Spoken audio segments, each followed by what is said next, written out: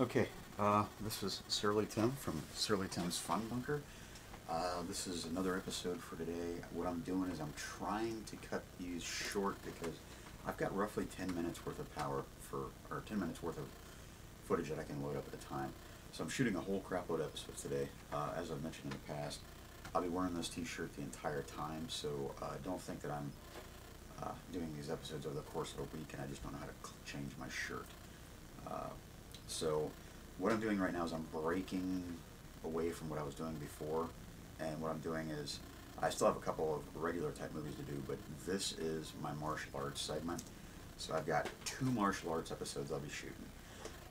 This one I don't really know much about. There's 10 movies on it. It's called Kung Fu Theater Collection, and it comes from BCI, which you can go to bcieclipse.com if you want to look for any of these movies. I found them in quarter boxes. I found these in $5 bins, and that's pretty much, like I said, most of my stuff I find in $5 bins anyway. So this one, I haven't seen them all. I've only seen a few, but I'm a huge fan of Kung Fu movies. It's been something that I've loved since I was a kid, and I actually had I studied martial arts for a while too. Not very long, but just a little. But we've got Ninja Thunderbolt, about a father-daughter crime team going after a priceless jade statue. I've not seen this one. I was just reading from the thing because there's not much written about these. Invincible Hero, which was also known as Mean Streets of Kung Fu, with Barry Chan. Attack of the Venoms. This one, to me, isn't a Venom movie. The Shaw Brothers put out a series called The Venoms, which is actually my favorite stuff for martial arts. Those have always been my favorite. I've always been a Shaw Brothers fan. Their stuff is usually top-notch. Although, in the past, I think I may have covered one in earlier episodes, and it was god-awful. It was the only one I've ever experienced that from them with, though. Men on the Hour. Black Hercules was originally known as Black Hercules versus Yellow Tiger.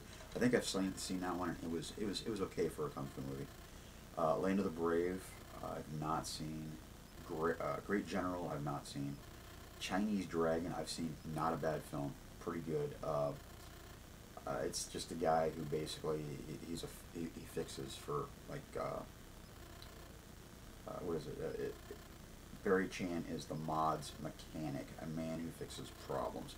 So I'm assuming it's, if I remember correctly, it's about mafioso type crap in China.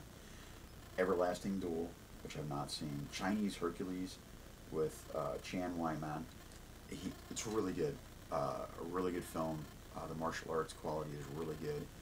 They don't do a lot of cheesy close-ups where you can't see the fighting or anything. It's usually pretty laid back, stood back with the camera so they can actually get all the scene, and it's really well done. Now the one following that I watched, this is what I started on Sundays I do a thing called Shaolin Sundays, where I watch a kung fu movie. It's just my reasoning, so I can just make myself watch a kung fu movie every Sunday. That way I see one, and I get a chance to go through box sets like these. The one I started my tradition off with was Mantis Fist and Tiger Claws of Shaolin. John Chang arrives in a small town and discovers the residents are dying. A half-human, half-mantis kung fu killing machine is on the loose. He must use all his skills to bring down the horrid creature. The movie was a blast. Standard fare for your kung fu movies, but that part was just the giant mantis thing it killed me. Great B-movie kind of feel to it. Now this one came from St. Clair Vision. St. Clair Vision usually they lace their DVDs with these ridiculous bio pieces, which is just they throw it up there. It's the words, you get to read it. It's a little bio piece. If I want to read a book, I'll read a book.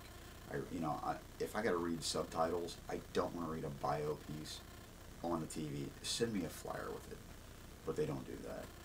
So this one is also laced with, because kung fu movies from years ago after Bruce Lee died, everything had to do with Bruce Lee. There was Bruce Lee this, Bruce Lee that.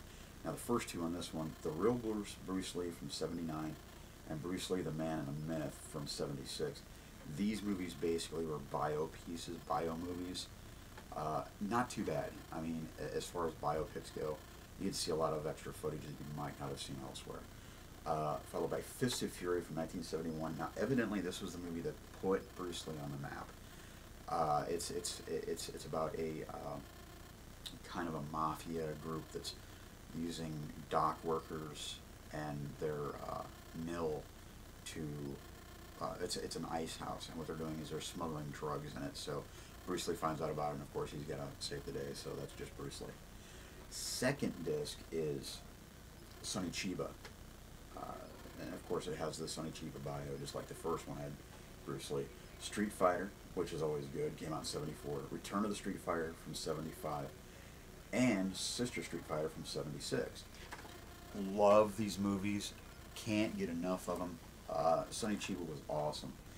Also, the third disc has Shogun's Ninja. I remember watching it, but it was years ago.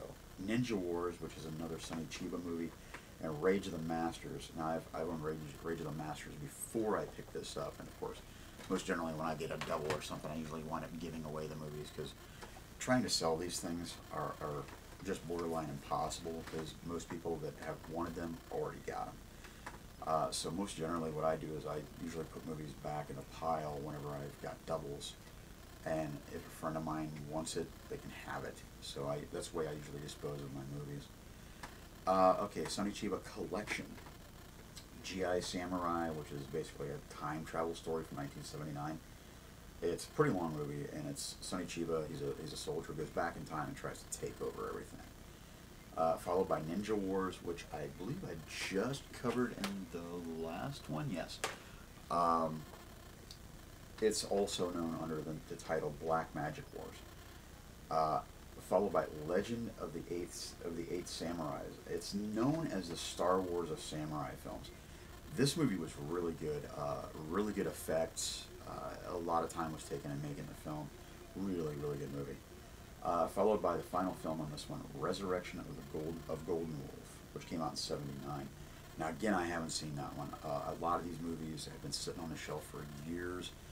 I pick something up for $5, I put it on the shelf, and of course, I usually don't wind up watching it right away.